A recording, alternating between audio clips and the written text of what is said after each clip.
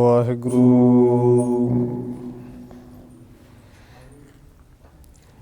ਇੱਕ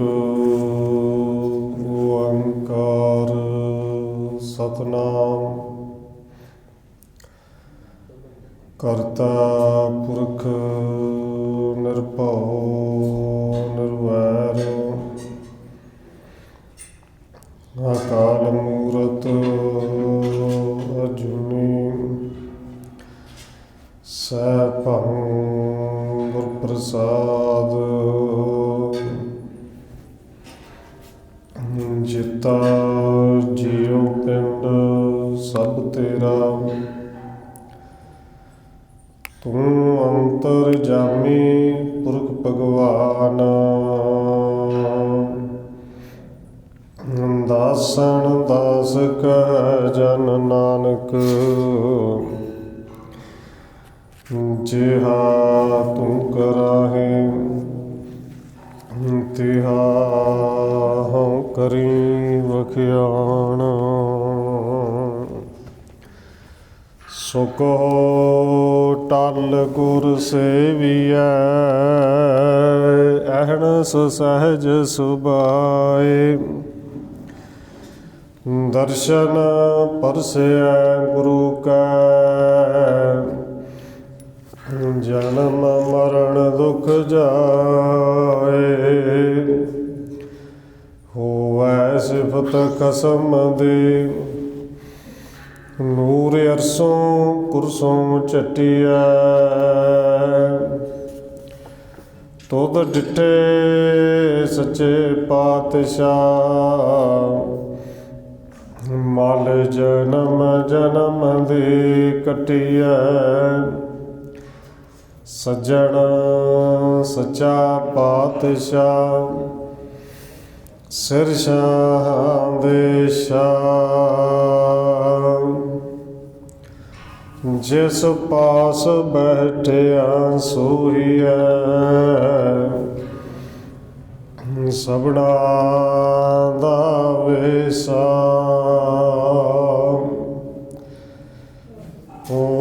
ਵਾਹਿਗੁਰੂ ਸਾਹਿਬ ਜੀ।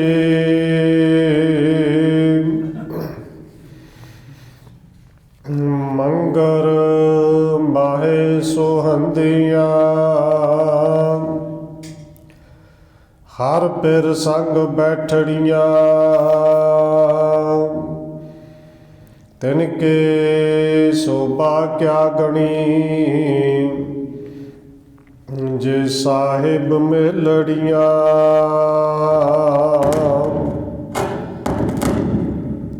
ਮੰਗਰ ਮਾਹੇ ਸੋਹੰਦੀਆਂ ਹਰ ਪਿਰ ਸੰਗ ਬੈਠੜੀਆਂ ਤਿਨ ਕੇ ਸੋਭਾ ਕਿਆ ਗਣੀ ਜੇ ਸਾਹਿਬ ਮਿਲੜੀਆਂ ਤਨ ਮਨ ਮੌਲਿਆ ਰਾਮ ਸਿਉ ਸੰਗ ਸਾਧ ਸਹੇਲੜੀਆਂ ਸਾਧ ਜਨਾ ਤੇ ਬਾਹਰੀ ਸੇ ਰਹਿਣ ਇਕੇਲੜੀਆਂ ਤਿਨ ਦੁਖ ਨ ਕਬਹੂ ਉਤਰੈ ਸੇ ਜਮ ਕੈ ਵਸ ਪੜੀਆਂ ਜਿਨੇ ਰਾਵਿਆ ਪ੍ਰਭ ਆਪਣਾ ਸੇ ਦਿਸਣ ਨਿਤ ਘੜੀਆਂ ਰਤਨ ਜਵੇਹਰ ਲਾਲ ਹਰ ਕੰਠ ਤਿਨਾ ਜੜੀਆਂ ਨਾਨਕ ਬਾਂਛੈ ਧੂੜ ਤਿਨ ਪ੍ਰਭ ਸਰਣੀ ਦਰ ਪੜੀਆਂ ਮੰਗਰ ਪ੍ਰਭ ਆਰਾਧਨਾ ਬੋੜ ਨ ਜਨਮੜੀਆਂ ਨਾਨਕ ਬਾਂਛੈ ਧੂੜ ਤਿਨ ਪ੍ਰਭ ਸਰਣੇ ਦਰ ਪੜੀਆਂ ਮੰਗਰ ਪ੍ਰਭ ਆਰਾਧਨਾ, ਬਹੁੜ ਨ ਜਨਮੜੀਆਂ। ਵਾਹਿਗੁਰੂ ਜੀ ਕਾ ਖਾਲਸਾ, ਵਾਹਿਗੁਰੂ ਜੀ ਕੀ ਫਤਿਹ। ਪਰਮ ਸਨਮਾਨਯੋਗ ਸਤਿਗੁਰੂ ਚਵਰ ਛਤਰ ਤਖਤ ਦੇ ਮਾਲਕ ਹਾਜ਼ਰਾ ਹਜੂਰ ਜਹਰਾ ਜਹੂਰ ਸ਼ਬਦ ਗੁਰੂ ਜੁਗੋਂ ਜੁਗ ਅਟਲ ਸਤਿਗੁਰੂ ਧੰਨ ਸ਼੍ਰੀ ਗੁਰੂ ਗ੍ਰੰਥ ਸਾਹਿਬ ਮਹਾਰਾਜ ਸੱਚੇ ਪਾਤਸ਼ਾਹ ਜੀ ਦੀ ਪਾਵਨ ਪਵਿੱਤਰ ਹਜ਼ੂਰੀ ਅੰਦਰ ਜੁੜ ਬੈਠੇ ਸਤਸੰਗੀ ਜਨੋ, ਆਪ ਜੀ ਵੱਡੇ ਭਾਗਾਂ ਵਾਲੇ ਹੋ ਜੋ ਸਤਿਕਾਰਯੋਗ ਪੂਜਨੀਕ ਧੰਨ ਮਾਤਾ ਰਾਜ ਕੌਰ ਜੀ ਦੇ ਪਾਵਨ ਸਥਾਨ ਗੁਰਦੁਆਰਾ ਮੰਜੀ ਸਾਹਿਬ ਵਿਖੇ ਅੱਜ ਮੱਘਰ ਦੇ ਮਹੀਨੇ ਨੂੰ ਪ੍ਰਾਰੰਭਤਾ ਦੀ ਖੁਸ਼ੀਆਂ ਦੇ ਅੰਦਰ ਆਪ ਜੀ ਅੰਮ੍ਰਿਤ ਵੇਲੇ ਤੋਂ ਧੰਨ ਮਾਤਾ ਰਾਜ ਕੌਰ ਜੀ ਦੇ ਪਾਵਨ ਅਸਥਾਨ ਗੁਰਦੁਆਰਾ ਮੰਜੀ ਸਾਹਿਬ ਵਿਖੇ ਹਾਜ਼ਰੀਆਂ ਭਰ ਰਹੇ ਹੋ। ਨਿਤਨੇਮ ਦੀਆਂ ਬਾਣੀਆਂ ਤੋਂ ਉਪਰੰਤ ਸੰਪੂਰਨ ਆਸਾ ਕੀ ਵਾਰ ਸ਼ਬਦ ਕੀਰਤਨ ਗੁਰੂ ਸਵਾਰੇ ਤੋਂ ਆਪ ਜੀ ਸਰਵਣ ਕਰ ਰਹੇ ਸੋ। ਆਓ ਹਰ ਮਹੀਨੇ ਦੀ ਤਰ੍ਹਾਂ ਮਹੀਨੇ ਦੇ ਪਹਿਲੇ ਦਿਨ ਜਿੱਥੇ ਆਪਾਂ ਸਤਿਗੁਰੂ ਦੇ ਚਰਨਾਂ ਵਿੱਚ ਅਰਦਾਸ ਬੇਨਤੀ ਜੋਦੜੀ ਕਰਨ ਦੇ ਵਾਸਤੇ ਆਉਂਦੇ ਹਾਂ, ਉੱਥੇ ਸਤਿਗੁਰੂ ਧੰਨ ਗੁਰੂ ਅਰਜਨ ਦੇਵ ਸੱਚੇ ਪਾਤਸ਼ਾਹ ਜੀ ਹਰ ਮਹੀਨੇ ਸਾਨੂੰ ਇੱਕ ਉਪਦੇਸ਼ ਦਿੰਦੇ ਨੇ ਔਰ ਗੁਰੂ ਸਾਹਿਬ ਦਾ ਇਹ ਉਪਦੇਸ਼ ਮੂਲ ਪਾਠ ਆਪ ਜੀ ਨੇ ਸਰਵਣ ਕੀਤਾ ਹੈ। ਸਤਿਗੁਰੂ ਜੀ ਕਿਰਪਾ ਕਰਨ, ਗੁਰੂ ਸਾਹਿਬ ਦੇ ਪਾਵਨ ਬਚਨ ਦੇ ਵਿਚਾਰ ਆਰੰਭਣ ਤੋਂ ਪਹਿਲਾਂ ਅਸੀਸ ਬਖਸ਼ਿਸ਼ ਕਰੋ ਜੀ। ਰਸਨਾ ਨੂੰ ਕਰੋ ਪਵਿੱਤਰ, ਜਿਤਨੇ ਵੀ ਜੁੜ ਬੈਠੇ ਹੋ ਲਵਾਓ ਹਾਜ਼ਰੀ ਸਾਰੇ ਆਖੋ ਜੀ। ਵਾਹਿਗੁਰੂ ਜੀ ਕਾ ਖਾਲਸਾ, ਵਾਹਿਗੁਰੂ ਜੀ ਕੀ ਫਤਿਹ। ਮੰਗਰ ਮਾਹੇ ਸੋਹੰਦੀਆਂ, ਹਰ ਪਿਰ ਸੰਗ ਬੈਠੜੀਆਂ।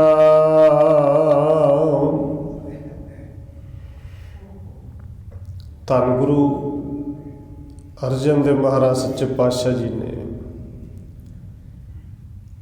ਅੱਜ ਮੱਘਰ ਦੇ ਮਹੀਨੇ ਦੇ ਪਹਿਲੇ ਦਿਨ, ਇਹ ਕਹਿ ਲਈਏ ਕਿ ਮੱਘਰ ਦੇ ਮਹੀਨੇ ਦੇ ਰਾਹ ਸਾਨੂੰ ਜੋ ਉਪਦੇਸ਼ ਦਿੱਤਾ ਹੈ ਔਰ ਇਸ ਸ਼ਬਦ ਵਿੱਚ ਗੁਰੂ ਸਾਹਿਬ ਜੀ ਨੇ ਮੁੱਖ ਰੂਪ ਦੇ ਵਿੱਚ ਸਾਨੂੰ ਤਿੰਨ ਗੱਲਾਂ ਸਮਝਾਈਆਂ ਨੇ, ਤਿੰਨ ਗੱਲਾਂ ਕਹੀਆਂ ਨੇ। ਸਭ ਤੋਂ ਪਹਿਲੀ ਗੱਲ, ਸਤਿਗੁਰੂ ਕਹਿੰਦੇ ਨੇ ਜਿਹੜੀਆਂ ਜੀਵ ਰੂਪੀ ਇਸਤਰੀਆਂ ਔਰ ਇਸਤਰੀ ਦਾ ਇੱਥੇ ਅਰਥ ਕਰਾਂਗੇ ਜਪਣ ਵਾਲੇ ਗੁਰਸਿੱਖ, ਸਿਮਰਨ ਕਰਨ ਵਾਲੇ ਉਹ ਪਰਮੇਸ਼ਰ ਦੇ ਭਗਤ, ਉਹ ਜਨ ਜਿਹੜੇ ਆਪਣੇ ਮਾਲਕ ਪ੍ਰਭੂ ਦੇ ਕੋਲ ਬੈਠਦੇ ਨੇ ਜਾਂ ਜੀਵ ਰੂਪੀ ਬੈਠਦੀਆਂ ਨੇ ਇਸਤਰੀਆਂ, ਉਹਨਾਂ ਦਾ ਜੀਵਨ ਬੜਾ ਸੋਹਣਾ ਬਣਦਾ ਹੈ। ਔਰ ਦੂਸਰਾ ਬਚਨ ਗੁਰੂ ਸਾਹਿਬ ਜੀ ਨੇ ਕਿਹਾ ਹੈ ਕਿ ਜਿਹੜੇ ਗੁਰੂ ਦੇ ਆਪਣੇ ਪਤੀ ਪਰਮੇਸ਼ਰ ਦੇ ਕੋਲ ਜੁੜ ਬੈਠਦੀਆਂ ਨੇ, ਫਿਰ ਉਹਨਾਂ ਦਾ ਜੀਵਨ ਇੰਨਾ ਕੁ ਸੋਹਣਾ ਬਣਦਾ ਹੈ ਕਿ ਉਹਨਾਂ ਦੇ ਗੁਣਾਂ ਨੂੰ ਵੀ ਬਿਆਨ ਨਹੀਂ ਕੀਤਾ ਜਾ ਸਕਦਾ। ਔਰ ਸਤਿਗੁਰੂ ਜੀ ਕਹਿੰਦੇ ਨੇ ਐਸੇ ਗੁਣੀ ਜੀਵ ਰੂਪੀ ਇਸਤਰੀ ਨੂੰ, ਗੁਰਸਿੱਖ ਨੂੰ, ਜਿਹਨੂੰ ਮੇਰੇ ਮਾਲਕ ਨੇ ਆਪ ਆਪਣੇ ਲੜ ਨਾਲ ਲਾ ਲਿਆ ਹੋਵੇ, ਉਹਨਾਂ ਦੇ ਗੁਣਾਂ ਨੂੰ ਗਾਇਨ ਨਹੀਂ ਕੀਤਾ ਜਾ ਸਕਦਾ। ਤੀਸਰਾ ਬਚਨ ਕਿਹਾ ਹੈ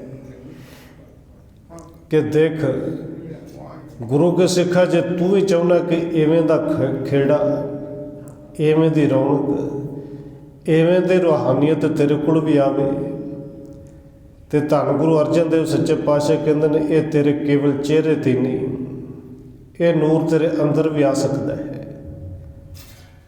तीसरा वचन यह है कि तू गुरु की संगत कर, संगत विच जुड़ बैठ, ये रौनक के खेड़ा तेरे कोल भी आएगा।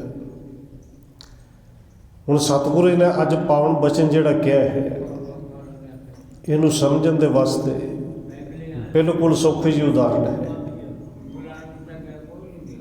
कि जिवें संसारिक रूप दे विच साडे समाज दे विच एक विआही हुई बेबी नूं सुहागण कहा जाता है, और गुरमत दे विच सुहागण उहनूं कहा गया है जिहड़ा गुरु वाला बन गया है, वो चाहे बीबी हो चाहे पुरुष हो। हुण सतगुरु जी ने कृपा की, पहली पंक्ति जी बख्शिश की अखरी अर्थ ने, मंगर माहे सुहंदियाँ, पाठ बिंदी ला के सुहंदियाँ, बहुवचन सोहणियां लगदियां ने। मगर भावें शब्द मगर वरत्या जाता है, आपां वरतने, पर गुरु साहिब ने इत्थे टिप्पी ला के मंगर वरत्या है। मंगर दे रारे नूं सिहारी है, मंगर दे महीने विच जां मंगर दे महीने राही वो जीव रूपी इस्त्रियां सुहंदियां सोहणियां लगदियां ने। हार पिर संग बैठड़ियां, पिर दा अखरी अर्थ पति, इत्थे हर पिर वरत्या है, जिहड़े प्रभु पति दे कोल जिहड़ियां बैठदियां ने, जिहड़ियां प्रभु पति दे कोल बैठियां होईयां ने जीव रूपी इस्त्रा सुहागणा, वो सोहणियां लगदियां ने। और सतगुरु जी ने पावन वचन कहा है, कलियां सोहणियां नहीं लगदियां, कहते तिन के शोभा क्या गणी, जे साहिब मेलड़ियां, इवें दियां सुहागणा जीव रूपी इस्त्रियां जिन्होंने मेरे मालक ने आप अपने नाल मिला लिया होवे, अपनी चरनी ला लिया होवे। सतगुरु जी कहते कि तिनकी शोभा क्या गणी, उन्हों की शोभा, उन्हों की वडियाई, उन्हों की सिफत, उनकी गिनती की करिए, क्योंकि वो बेअंत प्रभु के नाल मिल के बेअंती गुणा वाली होगी, उनके गुणों को भी वर्णन नहीं किया जा सकता। हुण वो जीव रूपी इस्त्रियां सोहणियां लगदियां ने, जिहड़ियां कोल बैठदियां ने, एक साडे वर्गियां ने कि जिन्हां ने पहरावा पाया है, पहरावे करके लगदियां ने सुहागणा ने, 5 ककारां दा बाणा भी पाया है। हो सकता है सवेरे शाम कदे नागा भी न किया हो, गुरुद्वारे आके नमस्कार भी करते हुए, पर सतगुरु जी ने कृपा की, केवल उपर का पहरावा पा के भाई बाहर की दुनिया के विच ते सुहागण की निशानी हो सकती है, पर जिन्हों सुहागण गुरु साहिब जी ने कहा है उस रब की सुहागण, वो कल्ले पहरावे नाल नहीं होनी। इत्थे ते जिहड़े नबेड़े ने वो कर्मा करके होने ने, अमला करके होने ने, जे उन्होंने कर्मां नूं अपने अमलों में लिआंदा है। नहीं तो सतगुरु जी कहते हैं साडी जीवां की, साडी मनुखां की हालत ऐसी है कि शरीर ते पहरावा भी पाया धर्मियों वाला, पर इनू रस भी होर बहुत चंबड़े ने, रंग होर ही चढ़े ने। जिन्हों धन गुरु नानक देव सच्चे पातशाह जी ने तलंग राग दे विच पावन वचन कहे ने, कहते यह तन माया पाहिया प्यारे, लीतड़ा लभ रंघाए। ये तन, ये शरीर माया पाहिया, इनू माया की पाह चढ़ी है। और पाह शब्द ललारी वीर जानते हैं, जिहड़े रंग करते हैं। कपड़े नूं रंग चाढ़ना हो उदों पहलों पाह लाउंदे ने, और पाह लगन तो बिना रंग चढ़ता ही नहीं, जां फिर चढ़ता तो कच्चा। और सतगुरु जी कहते हैं इस शरीर नूं माया की पाह लगी है। लीतड़ा लभ रंगाए, तो यह लीतड़ा का अर्थ कपड़ा, ये शरीर रूपी जिहड़ा कपड़ा है लभ दे विच रंगिया गया है। और देखो लभ का अर्थ भावें कई थावां ते लालच भी आउंदा है, पर इत्थे लभ का अर्थ चस्का है, रस। ये 2 शब्द धन गुरु अमरदास जी ने एक थां ते इकट्ठे वरते ने आनंद शब्द विच, लभ ते लोभ। लोभ लालच ते लभ ਚਸਕਾ ਜ਼ਬਾਨ ਦਾ ਰਸ। ਔਰ ਸਤਿਗੁਰੂ ਜੀ ਕਹਿੰਦੇ ਨੇ ਇਹ ਰਸ ਦੇ ਜਿਹੜੇ ਚਸਕੇ ਨੇ ਜਾਂ ਇਹ ਸਰੀਰ ਦੇ ਰਸ ਨੇ, ਪੂਰਾ ਸਰੀਰ ਹੀ ਰੰਗਿਆ ਪਿਆ ਹੈ। ਔਰ ਸਤਿਗੁਰੂ ਜੀ ਕਿਰਪਾ ਕਰਦੇ ਨੇ, ਇਵੇਂ ਦਾ ਪਹਿਰਾਵਾ, ਇਵੇਂ ਦਾ ਚੋਲਾ ਮੇਰੇ ਮਾਲਕ ਨੂੰ ਨਹੀਂ ਪਾਉਂਦਾ। ਤੂੰ ਸੁਹਾਗਣ ਬਣਨਾ ਹੈ ਨਾ, ਤੇ ਫਿਰ ਇਹ ਰਸਾਂ ਵਾਲਾ ਚੋਲਾ ਲਾਉਣਾ ਪਏਗਾ। ਕਿਉਂਕਿ ਸਤਿਗੁਰੂ ਜੀ ਕਹਿੰਦੇ ਨੇ, ਮੇਰੇ ਕੰਤ ਨਾ ਭਾਵੈ ਚੋਲੜਾ ਪਿਆਰੇ। ਕਿਉਂ ਨਹੀਂ ਪਾਉਂਦਾ ਜੀ? ਕਹਿੰਦੇ ਇਹਨੂੰ ਮਾਇਆ ਦੀ ਪਾਹ ਚੜੀ ਹੈ, ਇਹਨੂੰ ਜ਼ੁਬਾਨ ਦੇ ਚਸਕੇ ਲੱਗੇ ਨੇ, ਰਸਾਂ ਦਾ ਨਾਲ ਕੱਪੜਾ ਪੂਰੀ ਤਰ੍ਹਾਂ ਰੰਗਿਆ ਪਿਆ ਹੈ। ਔਰ ਰਸ ਵੀ ਕਿੰਨੇ ਕੁ। ਧੰਨ ਗੁਰੂ ਨਾਨਕ ਦੇਵ ਸੱਚੇ ਪਾਤਸ਼ਾਹ ਜੀ ਦੇ ਪਾਵਨ ਬਚਨ ਹੈ, ਜਿੱਥੇ ਗੁਰੂ ਸਾਹਿਬ ਜੀ 9 ਰਸ ਗਿਣ ਕੇ ਦੱਸਦੇ ਨੇ। ਕਹਿੰਦੇ ਰਸ ਸੋਨਾ, ਰਸ ਰੂਪਾ ਕਾਮਣ, ਰਸ ਪਰਮਲ ਕੇ ਵਾਸ। 4 ਰਸ ਨੇ ਇਹ ਜਿਹੜੇ। ਸੋਨਾ ਰੂਪਾ ਕਹਿੰਦੇ ਨੇ ਚਾਂਦੀ ਨੂੰ, ਕਾਮਣ ਇਸਤਰੀ, ਤੇ ਇੱਥੇ ਇਸਤਰੀ ਦਾ ਭਾਵ ਅਰਥ ਇਸਤਰੀ ਹੋਏ ਚਾਹੇ ਪੁਰਸ਼ ਹੋਏ। ਔਰ ਇਸਤਰੀ ਪੁਰਸ਼ ਵੀ ਨਹੀਂ, ਸਗੋਂ ਪਰ ਇਸਤਰੀ ਜਾਂ ਪਰ ਪੁਰਸ਼ ਹੋਏ। ਇਹ ਰਸ ਜਿਹਨੂੰ ਲੱਗੇ ਨੇ, ਸੋਨੇ ਦਾ ਰਸ ਹੈ, ਚਾਂਦੀ ਦਾ ਰਸ ਹੈ, ਪਰ ਇਸਤਰੀ ਪਰ ਪੁਰਸ਼ ਦਾ ਰਸ ਹੈ। ਇਹ ਜਿਹੜੀਆਂ ਸੁਗੰਧੀਆਂ ਤਨ ਦੇ ਉੱਤੇ ਲਾਉਣੀਆਂ, ਇਹ ਵੀ ਰਸ ਹੈ। ਰਸ ਸੋਨਾ, ਰਸ ਰੂਪਾ ਕਾਮਣ, ਰਸ ਪਰਮਲ ਕੇ ਵਾਸ। ਰਸ ਘੋੜੇ, ਰਸ ਸੇਜਾ ਮੰਦਰ। ਹੁਣ ਇਹ ਜਿਹੜੇ ਘੋੜੇ ਨੇ, ਘੋੜੇ ਦੇ ਅੱਜ ਦੇ ਇਸ ਸਮੇਂ ਦੇ ਵਿੱਚ ਭਾਵ ਅਰਥ ਕਰੀਏ ਤੇ ਗੱਡੀਆਂ, ਕਿਉਂਕਿ ਗੱਡੀ ਦੀ ਲੋੜ ਹੈ ਤੇ ਚਾਹੀਦੀ ਹੈ। ਪਰ ਉਹ ਰਸ ਬਣ ਜਾਂਦੇ ਕਿ ਜਦੋਂ ਕੇਵਲ ਤੇ ਕੇਵਲ ਗਵਾਂਢੀ ਨੂੰ ਜਾਂ ਦੁਨੀਆ ਨੂੰ, ਲੋਕਾਂ ਨੂੰ ਵਿਖਾਉਣ ਵਾਸਤੇ ਲਈ ਜਾਏ, ਭਾਵੇਂ ਕਰਜ਼ਾ ਚੁੱਕ ਕੇ ਲਈ ਜਾਏ, ਇਹ ਰਸ ਬਣ ਜਾਂਦੀ ਹੈ। ਹੁਣ ਸਤਿਗੁਰੂ ਜੀ ਕਹਿੰਦੇ ਨੇ, ਰਸ ਘੋੜੇ, ਰਸ ਸੇਜਾ ਮੰਦਰ। ਸੋਹਣੀ ਤੋਂ ਸੋਹਣੀ ਸੇਜ ਹੋਵੇ, ਪਲੰਗ ਹੋਵੇ, ਮੰਦਰ ਦਾ ਅਰਥ ਘਰ ਹੋਵੇ। ਔਰ ਉਹ ਰਸ ਬਣ ਜਾਂਦਾ ਜਦੋਂ ਕੇਵਲ ਤੇ ਕੇਵਲ ਦੁਨੀਆ ਨੂੰ ਵਿਖਾਉਣ ਵਾਸਤੇ ਬਣਾਇਆ ਜਾਏ। ਹੁਣ ਇੰਨੇ ਰਸ ਗੁਰੂ ਸਾਹਿਬ ਦੀ ਕਿਰਪਾ ਕਰਦੇ ਨੇ, ਸਰੀਰ ਨੂੰ ਚੰਬੜੇ ਨੇ 7 ਗਿਣ ਦਿੱਤੇ। ਰਸ ਸੋਨਾ, ਰਸ ਰੂਪਾ ਕਾਮਣ, ਰਸ ਪਰਮਲ ਕੇ ਵਾਸ। 4 ਕਹਿੰਦੇ ਰਸ ਘੋੜੇ, ਰਸ ਸੇਜਾ ਮੰਦਰ, ਰਸ ਮਿੱਠਾ, ਰਸ ਮਾਸ। 8ਵਾਂ ਰਸ ਮਿੱਠਾ ਤੇ 9ਵਾਂ ਰਸ ਮਾਸ। ਕਿ ਜਿਹੜਾ ਕੇਵਲ ਜ਼ੁਬਾਨ ਦੇ ਰਸ ਕਰਕੇ ਖਾਈ ਜਾਣਾ, ਭਾਵੇਂ ਸਰੀਰ ਦੇ ਵਿੱਚ ਜਾ ਕੇ ਉਹ ਰੋਗ ਹੀ ਪੈਦਾ ਕਰਦੇ। ਔਰ ਗੁਰੂ ਸਾਹਿਬ ਜੀ ਕਹਿੰਦੇ ਨੇ, ਭਾਵੇਂ ਉਹ ਮਾਸ ਹੋਵੇ ਤੇ ਭਾਵੇਂ ਮਿੱਠਾ ਹੋਵੇ, ਮੈਦਾ ਹੋਵੇ, ਜੇ ਕੇਵਲ ਰਸ ਕਰਕੇ ਖਾਣਾ ਹੈ ਤੇ ਫਿਰ ਤੇ ਰਸ ਹੀ ਹੈ। ਔਰ ਗੁਰੂ ਸਾਹਿਬ ਨੇ ਜਿਹੜੀ ਕਿਰਪਾ ਕੀਤੀ, ਜਿਹੜਾ ਬਚਨ ਕੀਤਾ, ਸੁਹਾਗਣ ਬਣਨਾ ਤੇ ਰੰਗ ਫਿਰ ਉਹ ਨਾਮ ਦਾ ਚੜ੍ਹਨਾ ਪੈਣਾ ਹੈ। ਇਹ ਚੋਲਾ ਨਹੀਂ ਪਾਉਂਦਾ। ਉੱਥੇ ਕਹਿੰਦੇ ਨੇ, ਇਤੇ ਰਸ ਸਰੀਰ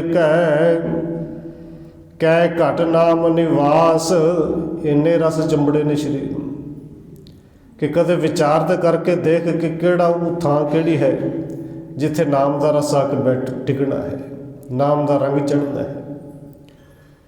ਧੰਨ ਗੁਰੂ ਨਾਨਕ ਸਾਹਿਬ ਜੀ ਕਹਿੰਦੇ ਨੇ, ਮੇਰੇ ਕੰਤ ਨਾ ਭਾਵੈ ਚੋਲੜਾ ਪਿਆਰੇ, ਕਿਉਂ ਧਨ ਸੇਜੈ ਜਾਏ। ਇਵੇਂ ਦਾ ਚੋਲਾ ਮੇਰੇ ਕੰਤ ਪਤੀ ਪਰਮਾਤਮਾ ਨੂੰ ਨਹੀਂ ਪਾਉਂਦਾ। ਇਹ ਜੀਵ ਰੂਪੀ ਇਸਤਰੀ ਕਿਵੇਂ ਸੇਜ ਤੇ ਜਾਏਗੀ? ਅੱਜ ਗੁਰੂ ਸਾਹਿਬ ਜੀ ਨੇ ਕਿਰਪਾ ਕੀਤੀ, ਉਹ ਸੋਹਣੀਆਂ ਲੱਗਦੀਆਂ ਨੇ ਜੀਵ ਰੂਪੀ ਇਸਤਰੀਆਂ, ਜਿਹੜੀਆਂ ਆਪਣੇ ਪਤੀ ਮਾਲਕ ਦੇ ਕੋਲ ਬੈਠਦੀਆਂ ਨੇ। ਮੰਗਰ ਮਾਹੇ ਸੁਹੰਦੀਆਂ, ਹਰ ਪੇਰ ਸੰਗ ਬੈਠੜੀਆਂ। ਭਾਈ ਸਾਹਿਬ, ਭਾਈ ਗੁਰਦਾਸ ਜੀ, ਉਹਨਾਂ ਨੂੰ ਸਿੱਖਾਂ ਨੇ ਸਵਾਲ ਕੀਤਾ ਕਿ ਭਾਈ ਜੀ ਜਿਹੜੇ ਜਪਣ ਵਾਲੇ ਨੇ, ਬੰਦਗੀ ਵਾਲੇ ਨੇ, ਉਹਨਾਂ ਨੂੰ ਭਾਵੇਂ ਜੀਵ ਰੂਪੀ ਇਸਤਰੀ ਜਾਂ ਸੁਹਾਗਣ ਕਹਿ ਕੇ ਬੜੀ ਉਹਨਾਂ ਦੀ ਸਿਫਤ ਕੀਤੀ। ਇਹ ਕਹਿ ਲਏ ਕਿ ਉਹਨਾਂ ਨੂੰ ਬੜਾ ਵਿਸ਼ੇਸ਼ ਦਰਜਾ ਦਿੱਤਾ ਗਿਆ। ਤੇ ਫਿਰ ਜਿਹੜੇ ਨਹੀਂ ਜਪਦੇ ਹੈ ਤੇ ਉਹ ਵੀ ਰੱਬ ਦੀ ਜੋਤ ਨਾ। ਗੁਰੂ ਸਾਹਿਬ ਜੀ ਬਾਣੀ ਵਿੱਚ ਕਹਿੰਦੇ ਨੇ ਕਿ ਸਭ ਮੈਂ ਜੋਤ, ਜੋਤ ਹੈ ਸੋਏ ਤਿਸ ਦੇ ਚਾਨਣ, ਸਭ ਮੈਂ ਚਾਨਣ ਹੋਏ। ਤੇ ਫਿਰ ਜਪਣ ਵਾਲਿਆਂ ਦੀ ਹੀ ਇੰਨੀ ਵਡਿਆਈ ਕਿਉਂ? ਗੁਰੂ ਸਾਹਿਬ ਤੇ ਬਾਣੀ ਵਿੱਚ ਕਹਿੰਦੇ ਨੇ ਮਾੜਾ ਕੋਈ ਵੀ ਨਹੀਂ। ਬਾਬਾ ਕਬੀਰ ਜੀ ਕਹਿੰਦੇ ਨੇ ਕਿ ਸਭੈ ਕਟ ਰਾਮ ਬੋਲੇ, ਰਾਮਾ ਬੋਲੇ। ਜਿੱਥੇ ਭਗਤ ਨਾਮ ਦੇ ਵਿੱਚ ਕਹਿੰਦੇ ਨੇ ਸਾਰਿਆਂ ਦੇ ਵਿੱਚ ਰਾਮ ਬੋਲਦਾ ਹੈ, ਸਭੈ ਕਟ ਰਾਮ ਬੋਲੇ, ਰਾਮਾ ਬੋਲੇ, ਰਾਮ ਬਿਨਾ ਕੋ ਬੋਲਾ। ਉੱਥੇ ਬਾਬਾ ਕਬੀਰ ਜੀ ਕਹਿੰਦੇ ਨੇ ਅਵਲ ਅੱਲਾ ਨੂਰ ਪਾਇਆ, ਕੁਦਰਤ ਕੇ ਸਭ ਬੰਦੇ, ਏਕ ਨੂਰ ਤੇ ਸਭ ਜਗ ਉਪਜਿਆ, ਕੌਣ ਭਲੇ ਕੋ ਮੰਦੇ। ਤੇ ਭਾਈ ਜੀ ਇਹ ਦੱਸੋ ਜੇ ਇੱਕ ਨੂਰ ਤੋਂ ਸਾਰੇ ਪੈਦਾ ਹੋਏ ਨੇ, ਕੋਈ ਭਲਾ ਨਹੀਂ ਕੋਈ ਮਾੜਾ ਨਹੀਂ, ਤੇ ਫਿਰ ਕੇਵਲ ਜਪਣ ਵਾਲਿਆਂ ਦੀ ਇੰਨੀ ਵਡਿਆਈ ਕਿਉਂ? ਉੱਥੇ ਭਾਈ ਸਾਹਿਬ ਜੀ ਨੇ ਉਦਾਹਰਨ ਦਿੱਤੀ, ਕਹਿੰਦੇ ਦੇਖੋ ਅੰਬ ਦਾ ਬੂਟਾ ਲੱਗਾ ਹੋਵੇ ਜਾਂ ਕਿਤੇ ਅਨਾਰ ਦਾ ਕੋਈ ਰੁੱਖ ਹੋਵੇ, ਤੇ ਆਪਾਂ ਉਹਨਾਂ ਸਾਰੇ ਬੂਟੇ ਨੂੰ ਇੱਕੋ ਗੱਲ ਕਹਿੰਦੇ ਨੇ ਕਿ ਇਹ ਅੰਬ ਦਾ ਪੇੜ ਹੈ ਜਾਂ ਅੰਬ ਦਾ ਬੂਟਾ ਹੈ। ਹੁਣ ਬੂਟਾ ਤਾਂ ਇੱਕੋ ਹੀ ਹੈ, ਪਰ ਭਾਈ ਸਾਹਿਬ ਜੀ ਕਹਿੰਦੇ ਨੇ ਉਸ ਬੂਟੇ ਵਿੱਚੋਂ ਵੀ ਕਿਸੇ ਕਿਸੇ ਟਾਹਣੀ ਨੂੰ ਜਿਹੜੇ ਅੰਬ ਲੱਗਦੇ ਨੇ, ਔਰ ਟਾਹਣੀ ਜਿਹੜੀ ਉਹ ਵੀ ਕਿਸੇ ਕੰਮ ਦੀ। ਕਦੇ ਉਸ ਅੰਬ ਦਾ ਉਹ ਪੱਤਾ ਖਾ ਕੇ ਦੇਖੋ ਕਿਤੇ ਖਾਧਾ ਜਾਏਗਾ, ਟਾਹਣੀ ਨੂੰ ਖਾ ਕੇ ਦੇਖ ਲਓ ਖਾਧੀ ਜਾਏਗੀ। ਪਰ ਕੀਮਤ ਉੱਥੇ ਪੈਂਦੀ ਹੈ ਜਿੱਥੇ ਟਾਹਣੀ ਨੂੰ ਫਲ ਲੱਗਾ ਹੋਵੇ ਤੇ ਲੱਗ ਕੇ ਪੱਕ ਵੀ ਜਾਏ। ਅਨਾਰ ਨੂੰ ਇਸੇ ਤਰ੍ਹਾਂ, ਅਨਾਰ ਹੁਣ ਕਹਿਣ ਨੂੰ ਸਾਰਾ ਹੀ ਅਨਾਰ ਹੈ, ਬੂਟਾ ਤੇ ਅਨਾਰ ਦਾ ਹੀ ਹੈ, ਪਰ ਉਹਦੇ ਵਿੱਚੋਂ ਜਿਹੜਾ ਫਲ ਪੱਕ ਜਾਏਗਾ ਖਾਣ ਦੇ ਯੋਗ ਉਹ ਹੀ ਹੈ। ਤੇ ਭਾਈ ਸਾਹਿਬ ਨੇ ਉੱਥੇ ਉਦਾਹਰਣ ਦਿੱਤੀ ਕਿ ਦੇਖੋ ਅੰਬ ਨੂੰ ਕਦੇ ਕਿਸੇ ਨੇ ਫੜ ਕੇ ਉਹਨੂੰ ਟੀਕਾ ਲਾ ਕੇ ਉਹਦੇ ਵਿੱਚ ਰਸ ਨਹੀਂ ਭਰਿਆ, ਪਾਣੀ ਸਾਰੇ ਅੰਬ ਨੂੰ ਥੱਲੇ ਬੂਟੇ ਨੂੰ ਜੜ੍ਹਾਂ ਨੂੰ ਦਿੱਤਾ ਜਾਂਦਾ ਹੈ, ਉਹਨੂੰ ਜਿਹੜੀ ਦਵਾਈ ਪਾਉਣੀ ਹੈ, ਖਾਦ ਪਾਉਣੀ, ਬੂਟੇ ਨੂੰ ਜੜ੍ਹਾਂ ਨੂੰ ਪਾਈ ਜਾਂਦੀ ਹੈ, ਪਰ ਉਹਦੇ ਵਿੱਚੋਂ ਕਿਸੇ ਨੂੰ ਜਾ ਕੇ ਲੱਗਦੇ ਜਿਹੜਾ ਫਲ ਬਣ ਜਾਂਦਾ ਹੈ। ਹੁਣ ਸਤਿਗੁਰੂ ਜੀ ਭਾਈ ਸਾਹਿਬ ਜੀ ਕਹਿੰਦੇ ਨੇ ਬਿਲਕੁਲ ਇਹ ਸਾਰਾ ਸੰਸਾਰ ਹੀ ਭਾਵੇਂ ਰੱਬ ਦਾ ਰੂਪ ਹੈ, ਜਿਹਨੂੰ ਧੰਨ ਗੁਰੂ ਅਮਰਦਾਸ ਜੀ ਵੀ ਕਹਿੰਦੇ ਨੇ ਕਿ ਇਹ ਵਿਸ ਸੰਸਾਰ ਤੁਮ ਦੇਖਦੇ, ਇਹ ਹਰ ਕਾ ਰੂਪ ਹੈ, ਹਰ ਰੂਪ ਨਦਰੇ ਆਇਆ। ਪਰ ਇਹ ਹਰ ਰੂਪ ਨਦਰੇ ਕਿਸੇ ਵਿਰਲੇ ਨੂੰ ਆਉਂਦਾ ਹੈ ਜਿਹੜਾ ਗੁਰੂ ਦੀ ਸ਼ਰਨ ਵਿੱਚ ਆ ਜਾਏ। ਹੈ ਤੇ ਸਾਰਾ ਸੰਸਾਰ ਹੀ ਰੱਬ ਦਾ ਰੂਪ। ਭਾਈ ਸਾਹਿਬ ਨੇ ਉੱਥੇ ਉਦਾਹਰਣ ਦਿੱਤੀ ਜਿਵੇਂ ਅੰਬ ਦਾ ਸਾਰਾ ਹੀ ਬੂਟਾ ਹੈ, ਪਰ ਖਾਣ ਜੋ ਕੇਵਲ ਅੰਬ ਦਾ ਫਲ ਹੈ ਜਿਹੜਾ ਲੱਗ ਕੇ ਪੱਕ ਜੇ। ਇਸੇ ਤਰ੍ਹਾਂ ਸੰਸਾਰ ਸਾਰੇ ਹੀ ਰੱਬ ਦਾ ਰੂਪ ਹੈ, ਪਰ ਸਿਫਤ ਤੇ ਵਡਿਆਈ ਸਿਰਫ ਉਹਨਾਂ ਦੀ ਹੈ ਜਿਹੜੇ ਮਾਲਕ ਨੂੰ ਚੇਤੇ ਰੱਖਦੇ ਨੇ, ਮਾਲਕ ਦੇ ਨਾਲ ਜੁੜ ਜਾਂਦੇ ਨੇ। ਹੁਣ ਸਤਿਗੁਰੂ ਜਿਹੜਾ ਬਚਨ ਕੀਤਾ, ਕਹਿੰਦੇ ਇਹ ਤਨ ਮਾਇਆ ਪਾਹਿਆ ਪਿਆਰੇ, ਲੀਤੜਾ ਲੱਭ ਰੰਗਾਏ, ਮੇਰੇ ਕੰਤ ਨਾ ਭਾਵੈ ਚੋਲੜਾ ਪਿਆਰੇ, ਕਿਉ ਤਨ ਸੇ ਜੈ ਜਾਏ, ਕਾਇਆ ਰੰਗਣ ਜੇ ਥੀਐ ਪਿਆਰੇ। ਹੁਣ ਇੱਥੇ ਕਾਇਆ ਸਰੀਰ, ਰੰਗਣ ਦਾ ਅਰਥ ਰੰਗ ਨਹੀਂ, ਇੱਥੇ ਰੰਗਣ ਦਾ ਅਰਥ ਹੈ ਭਾਂਡਾ, ਉਹ ਖੁੱਲ੍ਹਾ ਭਾਂਡਾ ਜਿਹਦੇ 'ਚ ਲਲਾਰੀ ਰੰਗ ਪਾ ਕੇ ਉਹਨੂੰ ਕਾੜ ਕੇ ਉਹਦੇ 'ਚ ਫਿਰ ਕੱਪੜਾ ਪਾਉਂਦਾ ਹੈ। ਸਤਿਗੁਰੂ ਜੀ ਕਹਿੰਦੇ ਨੇ ਇਹ ਸਰੀਰ ਨੂੰ ਉਹ ਭਾਂਡਾ ਬਣਾ ਜਿਹਦੇ ਵਿੱਚ ਰੰਗ ਪਾਉਣਾ ਹੈ। ਕਾਇਆ ਰੰਗਣ ਜੇ ਥੀਐ ਪਿਆਰੇ, ਜੇ ਇਸ ਕਾਇਆ ਨੂੰ ਸਰੀਰ ਨੂੰ ਤੂੰ ਉਹ ਭਾਂਡਾ ਬਣਾ ਲਵੇ ਤੇ ਸਤਿਗੁਰੂ ਜੀ ਨੂੰ ਭਾਂਡਾ ਬਣਾ ਕੇ ਫਿਰ ਰੰਗ ਕਿਹੜਾ ਪਾਈਏ? ਕਿਉਂਕਿ ਲਲਾਰੀ ਦੇ ਭਾਂਡੇ ਵਿੱਚ ਪਹਿਲੋਂ ਰੰਗ ਪਾਉਂਦਾ, ਫਿਰ ਕੱਢਦਾ ਹੈ, ਫਿਰ ਕੱਪੜਾ ਪਾਉਂਦਾ ਹੈ। ਤੇ ਜੇ ਕਾਇਆ ਨੂੰ ਭਾਂਡਾ ਬਣਾਈਏ ਤੇ ਇਹਦੇ 'ਚ ਰੰਗ ਕਿਹੜਾ ਪਾਈਏ? ਸਤਿਗੁਰੂ ਕਹਿੰਦੇ ਨੇ ਕਾਇਆ ਰੰਗਣ ਜੇ ਥੀਐ ਪਿਆਰੇ, ਪਾਈਐ ਨਾਉ ਮਜੀਠ, ਨਾਂ ਦਾ ਪੱਕਾ ਰੰਗ, ਮਜੀਠ ਵਾਲਾ ਰੰਗ। ਮਜੀਠ ਪੱਕੇ ਰੰਗ ਨੂੰ ਕਿਹਾ ਨਾ, ਨਾਉ ਮਜੀਠ ਪਾਉਣਾ, ਨਾਮ ਦਾ ਰੰਗ ਪਾਉਣਾ ਜਿਹੜਾ ਪੱਕਾ ਹੈ। ਔਰ ਸਤਿਗੁਰੂ ਜੀ ਕਹਿੰਦੇ ਨੇ ਇਸ ਢੰਗ ਦੇ ਨਾਲ ਜਿਹੜੇ ਇਹ ਚੋਲੇ, ਇਹ ਸਰੀਰ ਰੰਗੇ ਗਏ, ਮੇਰੇ ਸਾਈਂ ਨੂੰ ਉਹ ਚੋਲਾ ਪਸੰਦ ਹੈ। ਉੱਥੇ ਗੁਰੂ ਸਾਹਿਬ ਨੇ ਪਾਵਨ ਬਚਨ ਕਹੇ ਨੇ ਕਿ ਜਿਨ ਕੇ ਚੋਲੇ ਰਤੜੇ ਪਿਆਰੇ, ਕੰਤ ਤਿਨਾ ਕੈ ਪਾਸ। ਤੇ ਕੰਤ ਜਿਨ੍ਹਾਂ ਦੇ ਪਾਸ ਹੁੰਦਾ, ਗੁਰੂ ਸਾਹਿਬ ਜੀ ਕਹਿੰਦੇ ਨੇ ਹਰ ਪਿਰ ਸੰਗ ਬੈਠੜੀਆਂ, ਉਹ ਬੜੀਆਂ ਸੋਹਣੀਆਂ ਲੱਗਦੀਆਂ ਨੇ। ਮੰਗਰ ਮਾਹੇ ਸੁਹੰਦੀਆਂ, ਹਰ ਪਿਰ ਸੰਗ ਬੈਠੜੀਆਂ। ਹੁਣ ਸਤਿਗੁਰੂ ਜੀ ਨੇ ਉੱਤੇ ਕਿਰਪਾ ਕੀਤੀ, ਧੰਨ ਗੁਰੂ ਨਾਨਕ ਸਾਹਿਬ ਦੇ ਪਾਵਨ ਬਚਨ ਨੇ ਕਿ ਜਿਨ੍ਹਾਂ ਦੇ ਚੋਲੇ ਰੰਗੇ ਗਏ, ਜਿਹੜੀਆਂ ਆਪਣੇ ਕੰਤ ਮਾਲਕ ਪ੍ਰਭੂ ਦੇ ਕੋਲ ਬੈਠੀਆਂ, ਸਤਿਗੁਰੂ ਜੀ ਕਹਿੰਦੇ ਨੇ ਕਿਤੇ ਉਹਨਾਂ ਦੀ ਸੰਗਤ ਸਾਨੂੰ ਵੀ ਮਿਲ ਜੇ, ਉਹਨਾਂ ਦੇ ਚਰਨਾਂ ਦੀ ਧੂੜ ਸਾਨੂੰ ਵੀ ਮਿਲ ਜੇ।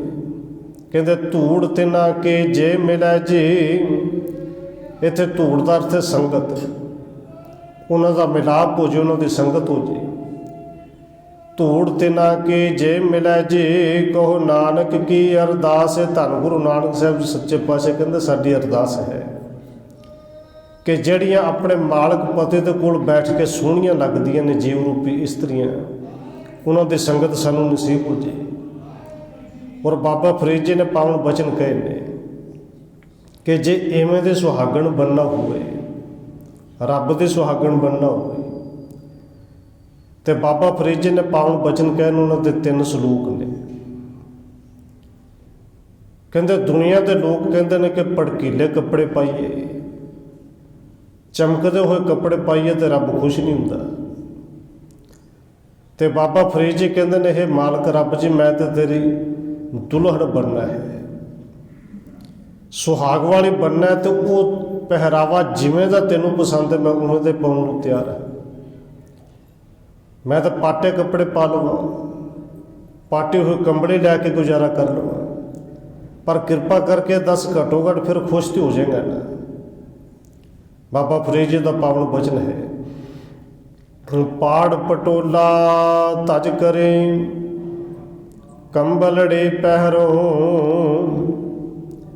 ਕਹਿੰਦੇ ਇਹ ਜਿਹੜੇ ਰੇਸ਼ਮੀ ਕੱਪੜੇ ਨੇ ਇਹਨਾਂ ਨੂੰ ਪਾੜ ਕੇ ਸੁੱਟ ਦਿਆਂ, ਪਾਟੀ ਹੋਈ ਕੰਬਲੀ ਪਾ ਲਓ। ਪਾੜ ਪਟੋਲਾ ਤਜ ਕਰੇ ਕੰਬਲੜੇ ਪਹਿਰੋ, ਜਿਨੇ ਵੇਸ ਸੋ ਮਿਲੈ ਸੇ ਵੇਸ ਕਰੂੰ। ਬਾਬਾ ਫਰੀਦ ਜੀ ਕਹਿੰਦੇ ਨੇ ਜਿਹੜਾ ਪਹਿਰਾਵਾ ਪਾਉਣ ਦੇ ਨਾਲ ਸੌ ਮਿਲ ਜੇ, ਮਾਲਕ ਮਿਲ ਜੇ, ਮੈਂ ਤਾਂ ਉਹੀ ਵੇਸ਼ ਧਾਰਨ ਕਰਨ ਲਈ ਤਿਆਰ ਹਾਂ।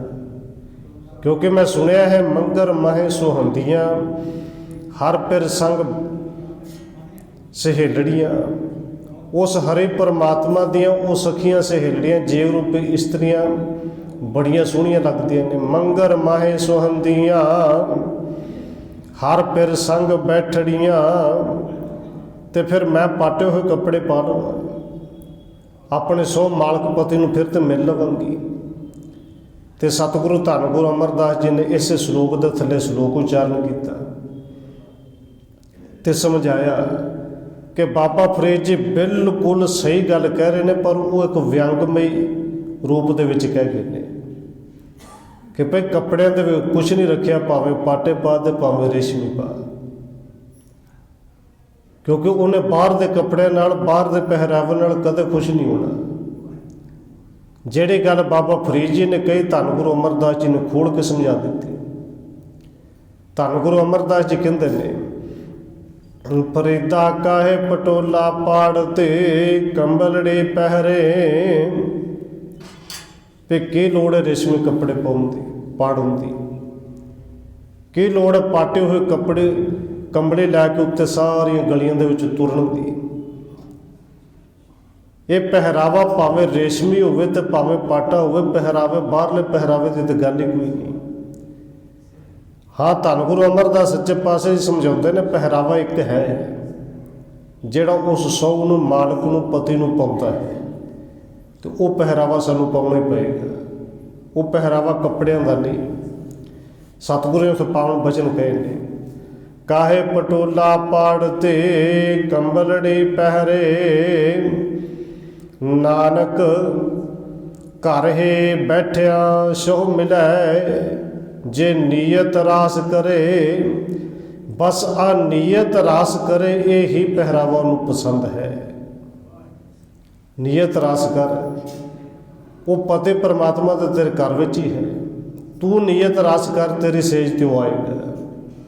ਔਰ ਸਤਿਗੁਰੂ ਜੀ ਨੇ ਅੱਜ ਕਿਰਪਾ ਕੀਤੀ कि जिन्हां ने नीयत रास की, ਜਿਹੜੇ ਪਤੀ ਮਾਲਕ ਦੇ ਕੋਲ ਬੈਠੀਆਂ ਜੀਵ ਰੂਪੀ ਇਸਤਰੀਆਂ, ਉਹ ਮੰਗਰ ਦੇ ਮਹੀਨੇ ਵਿੱਚ ਕਹਿੰਦੇ ਬੜੀਆਂ ਸੋਹਣੀਆਂ ਲੱਗਦੀਆਂ ਨੇ। ਮੰਗਰ ਮਾਹੇ ਸੁਹੰਦੀਆਂ ਹਰ ਪਿਰ ਸੰਗ ਬੈਠੜੀਆਂ।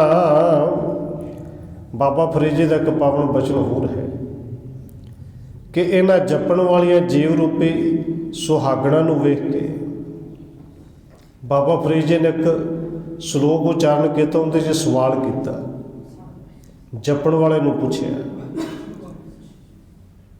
ਕਿ ਸਤਿਗੁਰੂ ਜੀ ਕਿਰਪਾ ਕਰਕੇ ਇਹ ਦੱਸੋ, ਭਾਵੇਂ ਇਹ ਸ਼ਲੋਕ ਕਵੀ ਸੰਤੋਖ ਸਿੰਘ ਜੀ ਲਿਖਦੇ ਨੇ ਕਿ ਜਦੋਂ ਧੰਨ ਗੁਰੂ ਨਾਨਕ ਦੇਵ ਸੱਚੇ ਪਾਤਸ਼ਾਹ ਜੀ ਗਏ ਪਾਕ ਪਟਨ ਦੀ ਧਰਤੀ ਤੇ ਉੱਥੇ ਬਾਬਾ ਫਰੀਦ ਜੀ ਦੇ ਅੱਗੇ 11ਵੇਂ ਗੱਦੇ ਤੇ ਬੈਠੇ ਹੋਏ ਬਾਬਾ ਸ਼ੇਖ ਬ੍ਰਹਮ ਜੀ ਮਿਲਦੇ ਨੇ, ਤੇ ਉਹਨਾਂ ਨੇ ਗੁਰੂ ਨਾਨਕ ਸਾਹਿਬ ਜੀ ਨੂੰ ਇਹ ਸੁਣਾਇਆ ਸੀ ਸ਼ਲੋਕ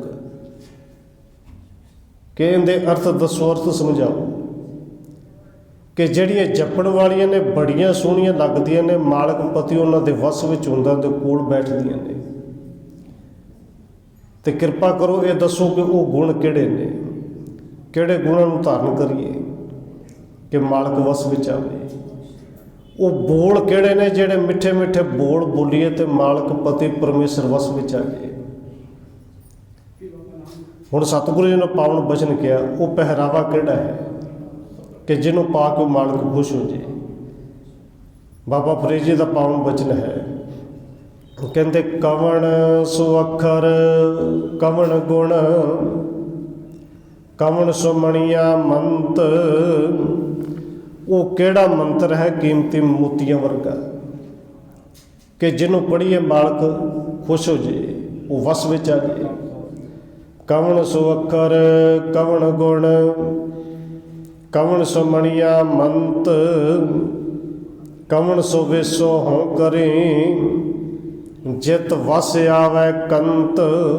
ਫਿਰ ਬੇਨਤੀ ਕਰਦੇ ਕੰਤ, ਕੰਤ ਦਾ ਅਖਰੀ ਅਰਥ ਪਤੀ ਹੈ, ਤੇ ਇੱਥੇ ਪਤੀ ਸੰਸਾਰਿਕ ਨਹੀਂ, ਇੱਥੇ ਪਤੀ ਪਰਮੇਸ਼ਰ ਨੂੰ ਕਿਹਾ ਹੈ। ਹਾਂ, ਸੰਸਾਰ ਦੇ ਵਿੱਚ ਵੀ ਇਹ ਭਾਣਾ ਬਹੁਤ ਵਾਪਰਦਾ ਹੈ ਕਿ ਪਤੀ ਵਸ ਵਿੱਚ ਕਿਵੇਂ ਆਵੇ, ਔਰ ਹਰ ਇੱਕ ਬੀਬੀ ਦਾ ਸਭ ਤੋਂ ਪਹਿਲਾਂ ਜ਼ੋਰ ਇਹ ਲੱਗਾ ਹੁੰਦਾ ਕਿ ਪਤੀ ਵਸ ਵਿੱਚ ਕਿਵੇਂ ਆਵੇ। ਇੱਥੇ ਬਾਬਾ ਫਰੀਦ ਜੀ ਨੇ ਕਿਰਪਾ ਕਰਕੇ ਸਮਝਾ ਦਿੱਤਾ ਹੈ।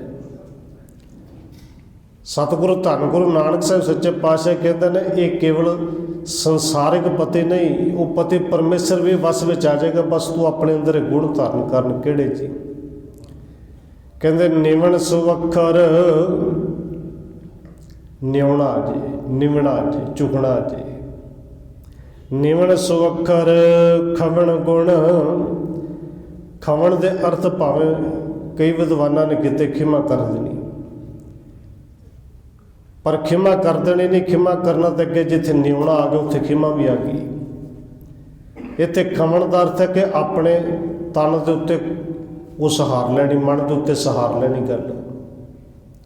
ਨਿਵਣ ਸੁਵੱਖਰ ਖਵਣ ਗੁਣ ਜਿਹਬਾ ਮਣੀਆਂ ਮੰਤ।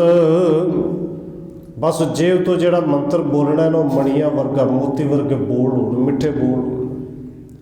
ਔਰ ਗੁਰੂ ਸਾਹਿਬ ਜੀ ਕਹਿੰਦੇ ਨੇ ਇਹ ਤ੍ਰੈ ਭੈਣੇ ਵੇਸ ਕਰ ਤਾਂ ਵਸ ਆਵੇ ਕੰਤ। ਔਰ ਭਾਵੇਂ ਇਹ ਕਰ ਹੁਣ ਤੇ ਸਮਾਂ ਹੋਰ ਵੀ ਬਦਲ ਗਿਆ ਹੈ ਕਿ ਵਿਆਹ ਸ਼ਾਦੀਆਂ ਆਨੰਦ ਕਾਰਜਾਂ ਦੇ ਵਿੱਚ ਵਿਚਾਰ ਦਾ ਸਮਾਂ ਮਿਲਦਾ ਵੀ ਨਹੀਂ ਔਰ ਕਿਸੇ ਕੋਲ ਹੁੰਦਾ ਵੀ ਨਹੀਂ।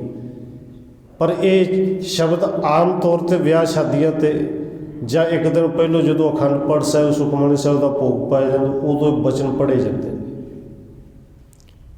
ਕਿ ਪਤੀ ਵਸ ਵਿੱਚ ਕਿਵੇਂ ਆਵੇ, ਪਤੀ ਨੂੰ ਵਸ ਵਿੱਚ ਕਿਵੇਂ ਕਰਨਾ ਹੈ। ਦੇਖੋ ਸਤਿਗੁਰੂ ਜੀ ਕਿਰਪਾ ਕਰਨ, ਧੰਨ ਗੁਰੂ ਹਰਗੋਬਿੰਦ ਸਾਹਿਬ ਸੱਚੇ ਪਾਤਸ਼ਾਹ ਜੀ, ਉਹਨਾਂ ਦੀ ਇੱਕੋ ਇੱਕ ਧੀ ਆਪ ਜੀ ਜਾਣਦੇ ਹੋ, ਬੀਬੀ ਵੀਰੂ।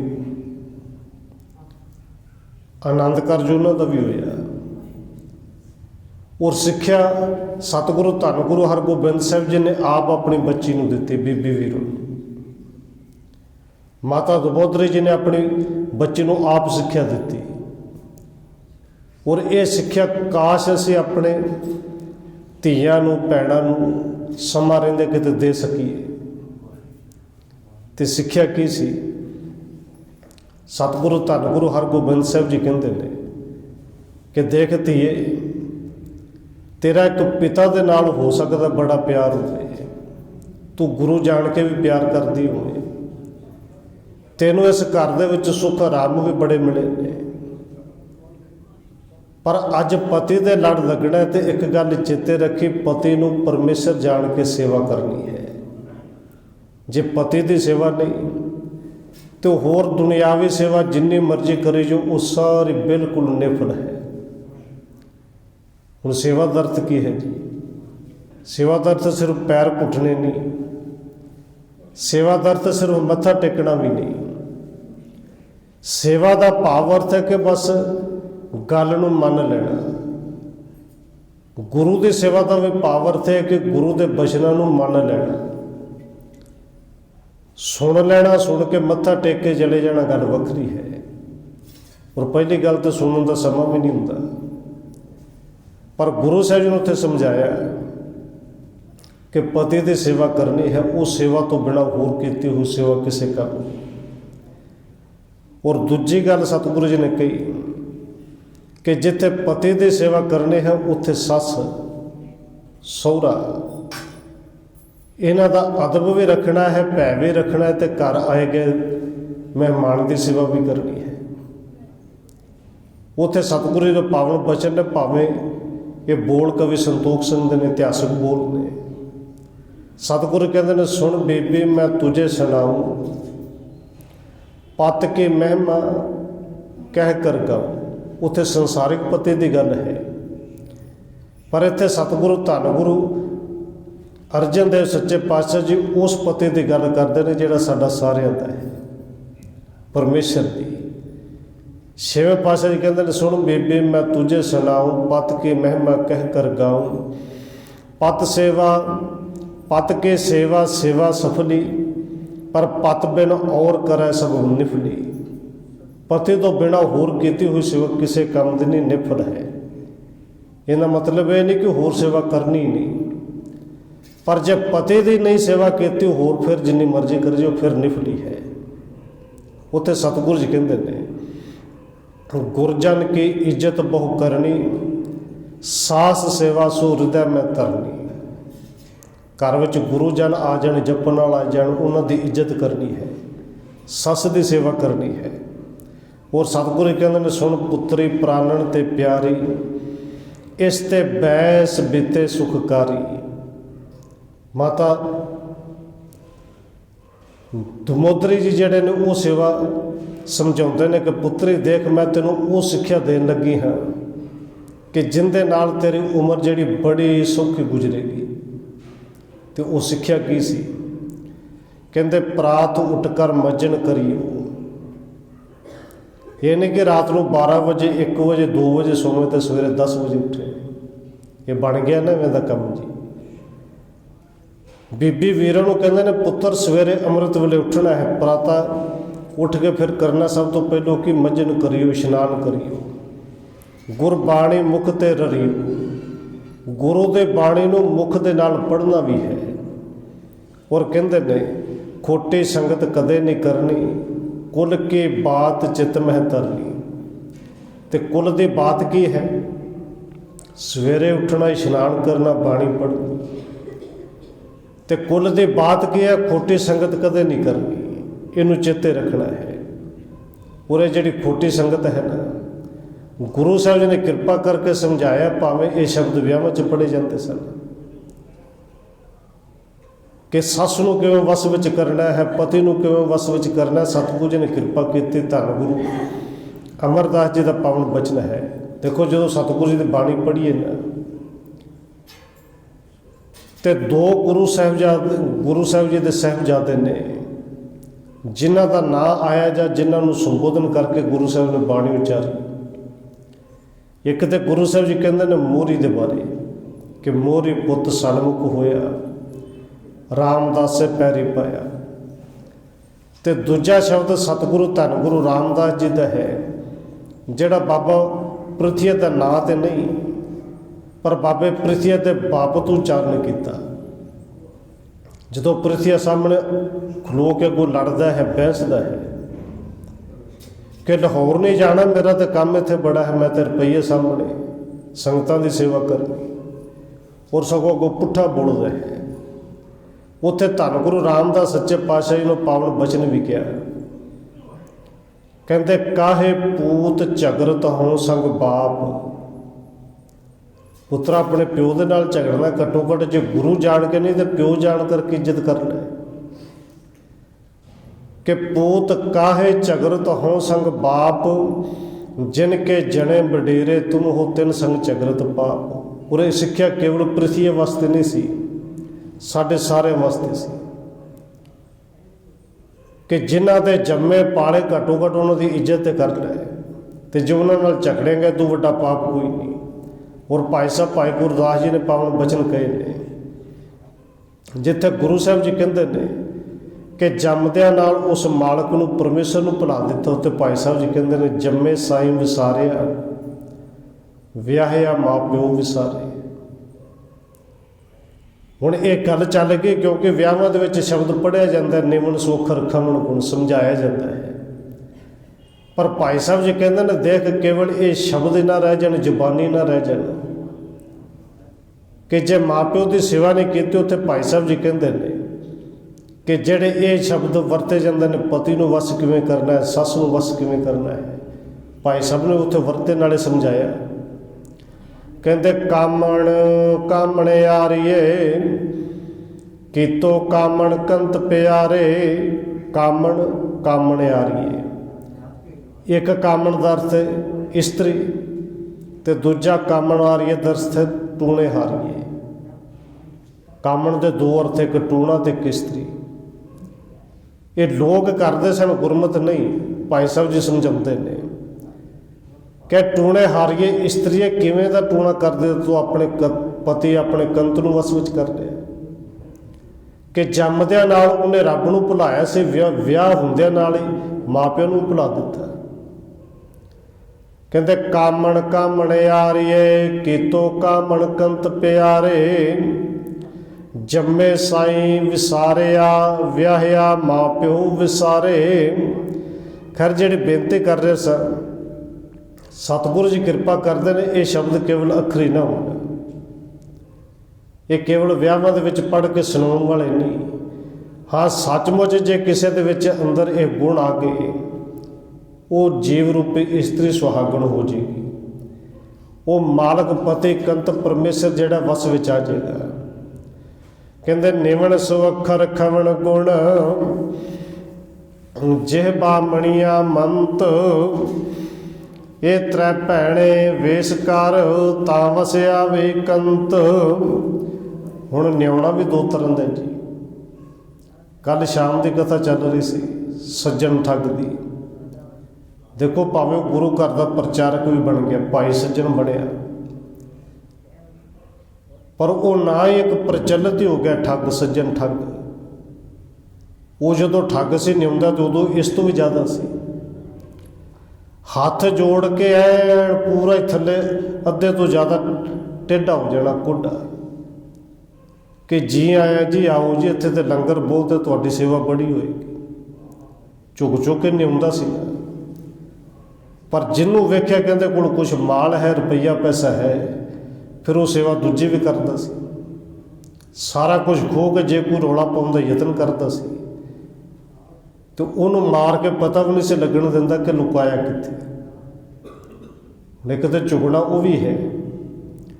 उन्होंने गुरु साहब जी कहते हैं अपराधे दूना निवै, जो हंता मिरगाए। चुकदा तो शिकारी भी है, पर शिकारी का जोड़ा चुगना है, उनका न्याउणा है, वो कोई भगती भावना वाला प्रेम वाला नहीं। उन्हें तो निशाना बनना कि शिकार किवें करें। वो तो सतगुरु जी ने पावन बचन कहे ने कि शेष नवाया क्या थी है, जर दे कुसुदा जाए। ये मत्था टेकना भी किसी काम नहीं, जे अंदरों बिल्कुल हिरदा जिहड़ा है वो कुसुदा ही है, वो उल्टा ही है। वो गुरमत के बिल्कुल उल्टे चलता, तो फिर इवें दा चुगना भी किहड़े करना। पर उत्थे बाबा फरीद जी ने समझाया कि ये झुकना आ जाए, निवना आ जाए, तो झुकना इवें दा आवे। बाबा कबीर जी ने उदाहरण दी, कहते जिवें देखो पेड़ है, कोई भी रुख बूटा छोटा जिहा हले कोमल है, किते मीह आवे हनेरी आवे तो कई बार वेख लो बिल्कुल धरती ते विस जाता है जी। माड़ा जो मीह किते रुके, हनेरी रुके, थोड़ी जी धुप लगे तो फिर उठ खलोंदा है, क्योंकि उन्हें झुकने की जांच आ गई। पर वो बूटा जदों सख्त हो जाता, वड्डा हो जाए, तो फिर मीह हनेरी नालों टुटदे भावें जाए पर झुकदा नहीं, फिर तो टुटेगा ही। और बाबा कबीर जी समझाते हैं बिल्कुल जिवें जन्म लैंदिया ये मनुख बिल्कुल अंदर किसी तरह की मैल नहीं सी, जिवें रुख सी, जिवें जम्मिया उवें दा उवें रहिंदा तोड़ तक। फिर तेनों क्या जाना सी झुकना है, जिन्हों बाबा कबीर जी कहते हैं, कबीर जैसे उपजे पेड़ ते जो तैसे निभै ओड़। इन्नी निमरता होंदी कि जिवें जमदे एक बूटे दी सी, तोड़ तक इवें दी निमरता रह जाती। ते बाबा कबीर जी कहते हैं हीरा किसका बापुरा पुजे ना रतन करोड़। वो मनुख वो जीव करोड़ां दा उनके सामने हीरे ते की, करोड़ां ते अरबां खरबां की भी कीमत नहीं सी पैनी कि जे किते निमरता उस तरह रह जाती। हुण सतगुरु जी ने कृपा की, 3 गुण दसे। एक निमरता विच आ जाना, दूजा किसी के कही हुई गल नूं बर्दाश्त कर लेना, खवण सुगुण, ते तीसरा जबान तो मिठा बोलना। ये 3 गुण होण ते तू सुहागण बनेगी।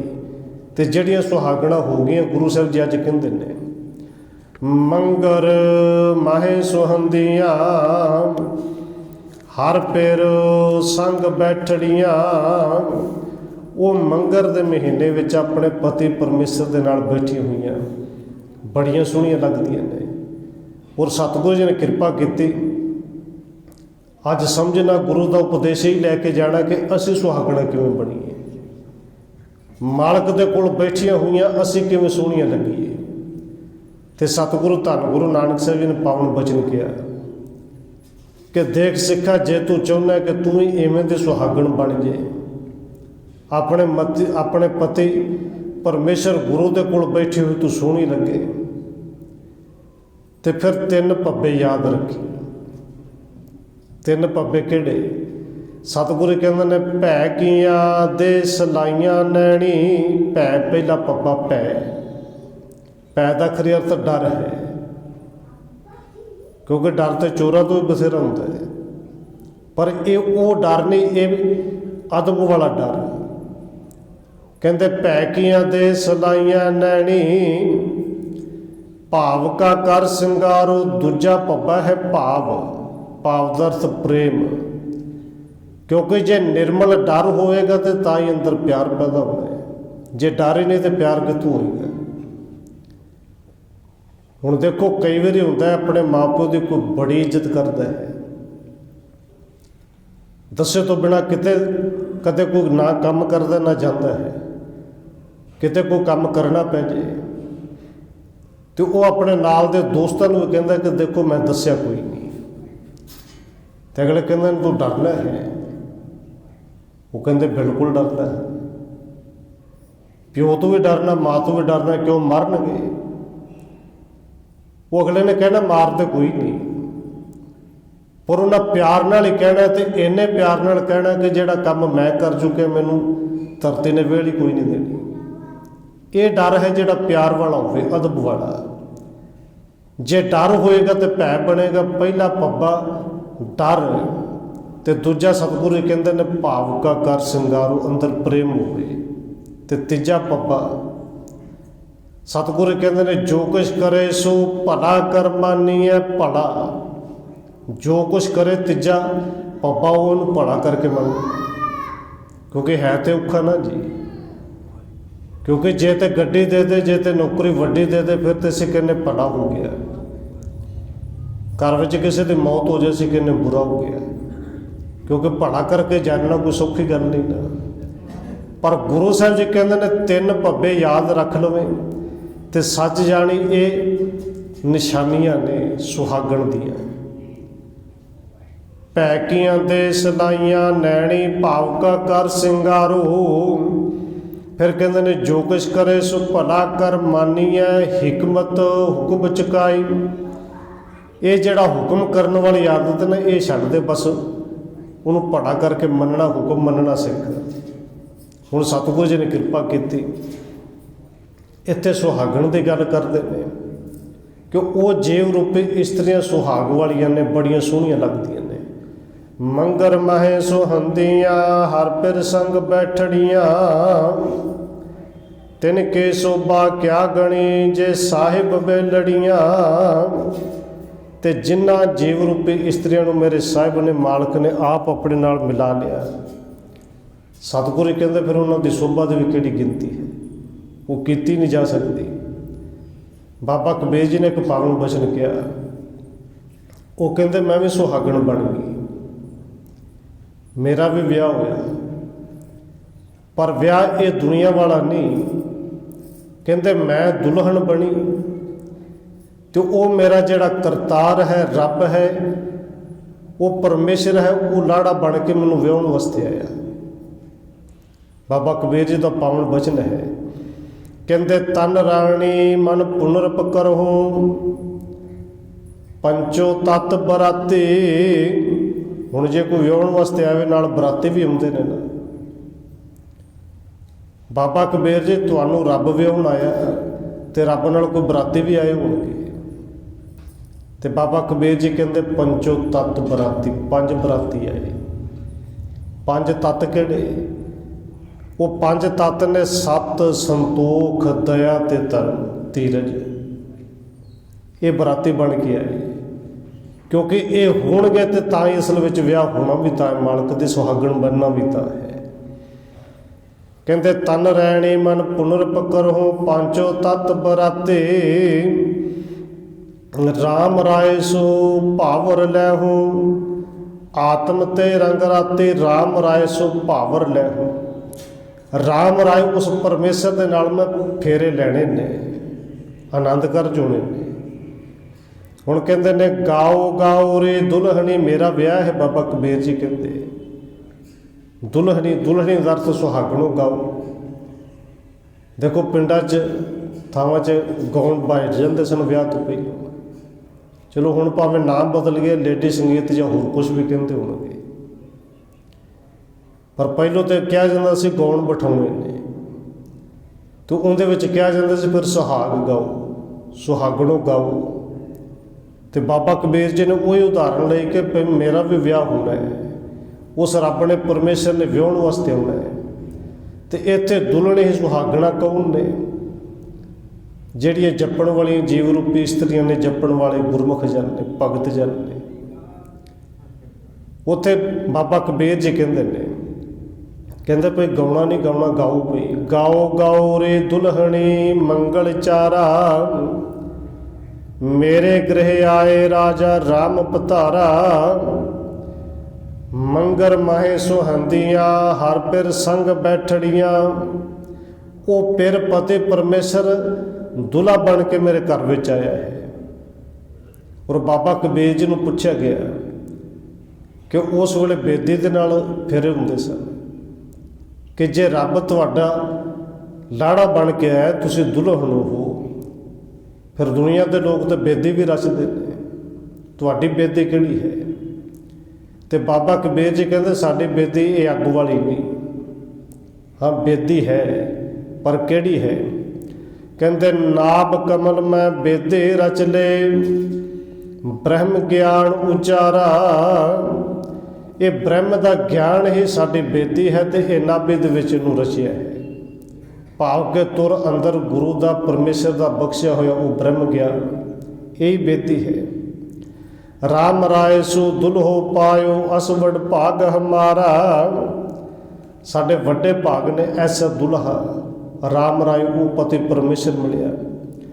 हुण सतगुरु जी ने अज कृपा करके समझाया, वो जीव रूपी स्त्री सचमुच वड्डे भागा वालियां ने। और बड़ियां सोहणियां लगदियां ने। अपने रब पति मालक दे कोल बैठियां हुईयां। मंगर माहे सुहंदियां हर पिर संग बैठड़ियां, तिनके शोभा क्या गणी जे साहिब मिलड़ियां। उन्हां दी शोभा गिणी नहीं जा सकती। ते सतगुरु जी कहते हैं बिल्कुल नहीं, जे रब दी नहीं गिणी जा सकती तो रब नूं जपण वालियां दी कित्थों गिणी जाएगी। हुण एडी वड्डी पदवी गुरु साहिब जी बख्शदे ने, क्योंकि सतगुरु जी कहते हैं हर का सेवक सो हर जेहा, भेद ना जाणो मानस देहा। उनका शरीर बेशक मनुख वाला पर रब दे विच ते उहदे विच भेद बिल्कुल ना जाणिओ। जिहड़ा जपण वाला सचमुच, जिहड़ी सचमुच उस रब की सुहागण बन गई है। तो जे रब के गुणां नूं नहीं गाया जा सकता, फिर उनदे विच मिली हुई दे गुणां नूं किवें गाओगे। हुण देखो सौखी जी गल है, पानी किसी नाले का होवे उहनूं मिणिया जा सकता है, नापिया जा सकता है, पर वही पानी जो समुद्र में जाके पै जाए तो फिर उस नाले नूं, उस टोबे के पानी नूं कित्थों लभोगे, किवें नापोगे। जपण वाले उहदे विच मिल जाते हैं, गुणां दी खाण विच समा जाते हैं, फिर उन्हां दा अंत कित्थों पालोगे। और सतगुरु जी ने पावन बचन बाणी दे विच कहे ने, कहते जिन हर जपिया से हर होए, जिन्हों धन गुरु कलगीधर पातशाह जी भी कहते हैं। हर हर जन दोई एक है, बिब विचार किस नाहे। हुण सतगुरु जी इत्थे किरपा करके समझा रहे हैं कि जेड़े उस मालक दे विच मिल गए, जिन्हां नूं मालक ने आप अपने नाल मिला लिया, उन्हां ते किरपा की हुई। तन मन मौलिया राम स्यों, संग साध सहेलड़ियां। उनका रब दे नाल मिल के तन भी ते मन भी मौलिया गया। तो मिलियां किवें? कहते संग साध सहेलड़ियां, अपने आप नहीं, गुरु की संगत करके, ये गुरमुखां दी सखियां सहेलियां की संगत करके तन ते मन उस परमेश्वर के नाम दे नाल मौलिया गया। तन मन मौलिया राम स्यों, संग साध सहेलड़ियां। पर नाले के किरपा की कि सतगुरु जी किरपा करके फिर ये भी समझाओ, जेड़े साध सहेलड़ियां दे नाल कदी आके मिलते ही नहीं, संगत विच आउंदे ही नहीं, उन्हां दा जीवन कैसा है। सतगुरु जी अगली पंक्ति में समझाते हैं, कहते ने साध जना ते बाहरे, से रहन अकेलड़ियां। जेड़े साध संगत विच कदे नहीं आउंदे ते जीव रूपी इस्त्री संगत तो बाहर ही रहिंदियां ने, उन्हां दा जीवन कैसा है। कहते उन्हां दा जीवन बिल्कुल इस तरह का है कि जिवें तिलों की कीमत बहुत है, पर तिल जिहड़े ने खेत दे विच तिल दा एक बूटा वो होवे जिन्हों फल लगे कोई ना, जिहड़ा सड़ जे। हुण जिमीदार करदा कि बाकी सारे बूटे वढ़ के कर लै जाएगा, तो जिहड़ा किते सड़िया होया बूटा उन्होंने खेत दे विच इकल्ले छड्ड के आ जाएगा। बस सतगुरु कहते हैं जिहड़े संगत विच नहीं हुंदे, बिल्कुल उन्हां दा जीवन इस तरह है, उस सड़े हुए एक तिल दे बूटे तरह कि जिहड़ा कल्ला ही रह जाता, जिन्होंने गुरु साहिब जी कहते हैं कि एक तो पावन बचन ने क्या कहते, संत का दुखी छुटा अकेला। किवें अकेला रहिंदा है? कहते जो बुआड़ तिल खेत महं दुहेला। जिवें तिल का बूटा सड़िया होया खेतों के विच इकल्ला ही रह जाता, सच जानो ये भी इकल्ला ही रह जाएगा। हुण गुरु साहिब ने किरपा की, साध जना ते बाहरे, से रहन अकेलड़ियां। ते जेड़े कल्ले रह जाते ने, कहते तिन दुख न कबहू उतरै, से जम के वस पड़ियां। जेड़े संगत विच कदे आए नहीं, कल्ले रह गए, सतगुरु कहते हैं सच जान उन्हां दा दुख जीवन विचों कदे उतरना नहीं, ते जमां दे वस उन्होंने पे रहना है। जिन्ने रावया प्रभे अपना, से रहन इकलड़ियां। तिन दुख न कबहु उतरै से जम कै वस पड़ियाँ। नाल ही किरपा करते ने जिन्ने राविया प्रभ अपना से दिसण नित खड़ियाँ। जिन्हों ने अपने मालक नूं चेते किया सिमरन किया वो हर वेले कहते दिसण नित खड़ियाँ। खड़ियाँ का अर्थ ये नहीं कि वो खलोतियाँ रहिंदियां ने, खड़ियाँ का अर्थ कि वो सुचेत रहिंदियां ने। काम क्रोध लोभ मोह हंकार विषय विकारा तो हर वेले सुचेत रहिंदियां ने। रतन जवेहर लाल हार कंठ तिना जड़ियाँ। क्योंकि नाम रूपी जिहड़ा हीरा है लाल है उन्होंने कंठ विच जड़िया हुआ है, इस करके वो सुचेत ने। नानक बांचै धूड़ तिन प्रभ सरने दर पड़ियाँ।